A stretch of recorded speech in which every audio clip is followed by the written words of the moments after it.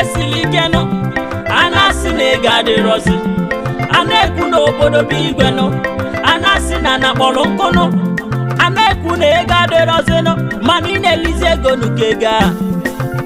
ọya kene chukwunu maka ị na-eli ego nuke ego aka chukwu dị ya akụsi na chi ọgaranya si be chukwu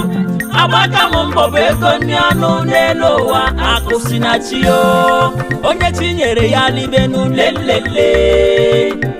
onye ube ya ruru ya lachanụ lelele onye amụmata anụmatawa anụ lelele ụkwara oge ya ọdanụ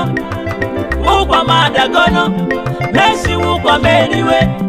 mesiwu ụkwa meriwe ndị na-eli ego nuke ego ana m eli ego